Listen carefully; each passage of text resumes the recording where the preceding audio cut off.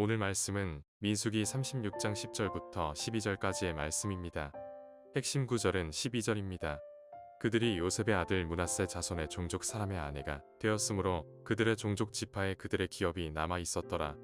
오늘은 공동체를 위한 순종이라는 제목으로 윈도우 큐티를 나누겠습니다.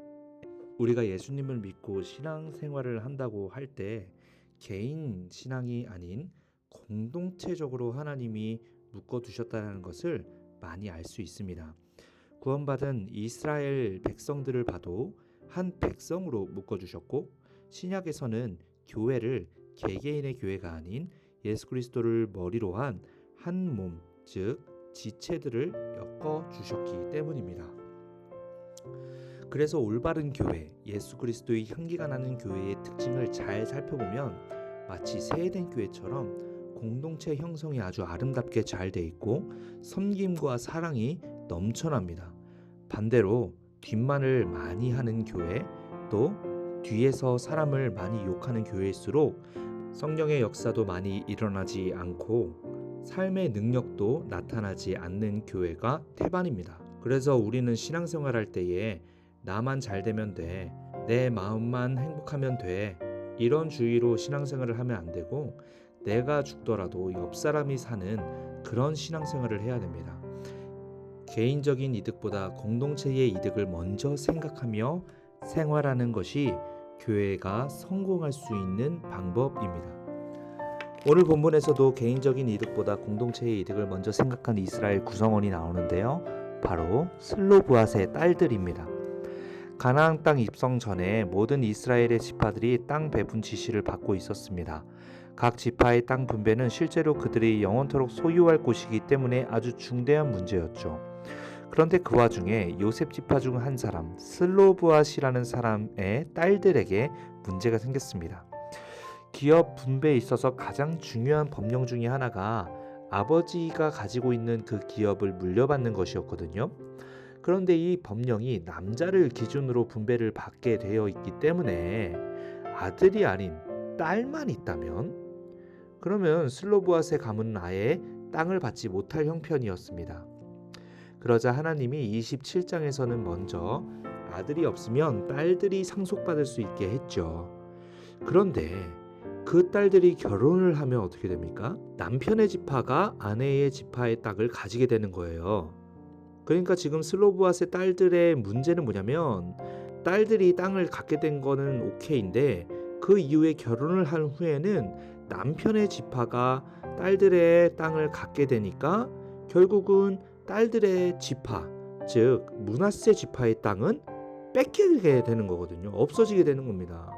지금 이 문제를 가지고 슬로브앗의 딸들이 모세에게 나와서 해결해 달라고 요청을 하는 사건입니다. 모세는 아들은 없고 딸만 있는 땅의 물려줌의 문제에 대해서 행해야 할 지혜로운 법령을 제정하게 되거든요. 그것은 같은 지파의 남자와 결혼하는 것이었습니다. 한 집안의 기업을 지키면서 동시에 한 지파의 기업을 지킬 수 있는 특별한 제도가 만들어지는 것이죠. 여러분, 근데 슬로브앗의 딸들로서는 결혼할 수 있는 자유가 제한이 되는 거잖아요. 내가 이 사람이랑 결혼하고 싶은데 이 사람이 나랑 같은 지파가 아니야.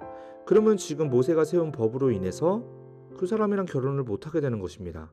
하지만 한편으로는 본인들의 지파의 땅은 지킬 수가 있게 되는 것이니까 공동체적으로는 굉장히 기발하고 또 유익한 방법이죠. 자, 이런 참 답답한 상황 가운데 슬로브앗의 딸들은 어떤 선택을 했을까요?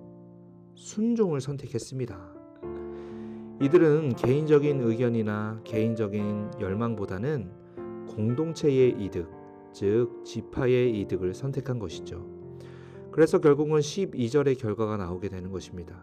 그들이 요셉의 아들 므낫세 자손의 종족 사람의 아내가 되었으므로 그들이 종족 지파에 그들의 기업이 남아있더라. 즉 그들의 땅을 지킬 수 있게 되었다는 것입니다.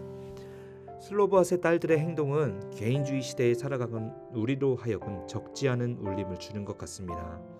내 이득보다 내 기업의 유익, 우리 공동체의 유익을 더욱 존중하는 것이죠.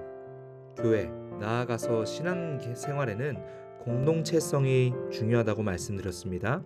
이 시대는 공동체보다는 개인주의 성향이 강하지만 교회의 원리는 앞으로도 쭉 공동체성인 원리가 강조될 것입니다. 기업을 보존하기 위해 결혼의 조건을 맞췄던 슬로보아스의 딸들처럼 우리 또한 교회 안에서 공동체의 유익을 따르며 이타적인 사람이 되어야 합니다. 우리가 교회 공동체를 위해 헌신해야 할 부분을 찾고 그것에 순종하며 하나의 미랄이 되어 순종하는 삶을 살아가야 합니다. 모든 현대인들이 어떤 행동을 할 때 먼저는 자신의 득실을 개선하며 행동하는 경우가 많지요. 그래서 슬로보아스의 딸들과 같이 공동체를 먼저 생각하며 행동하는 사람들이 적어지고 있어요. 무엇보다 자신의 득실을 내려놓고 온전히 백성들을 위해 자신의 목숨을 바친 분이 있습니다. 바로 예수님이시죠. 우리도 개인적인 시대 안에서 이타적인 사람이 되어야 합니다. 나 먼저 신경 쓰고 나 먼저 생각해야 한다는 개인주의적인 달콤한 말들 앞에서 우리는 먼저 예수님 중심적인 생각과 행동을 해야 합니다.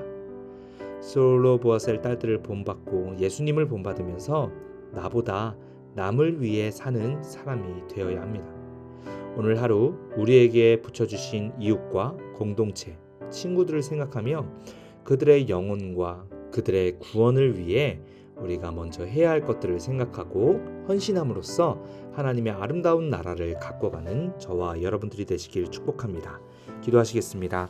사랑이 많으신 하나님 아버지, 나를 위해 십자가에 달려 죽으시고 나를 살려주신 예수님의 희생과 사랑을 본받으며 내 친구들에게도 그 사랑을 전하며 이타적인 사람이 될 수 있도록 함께하여 주시옵소서. 감사드리며 예수님의 이름으로 기도합니다. 아멘.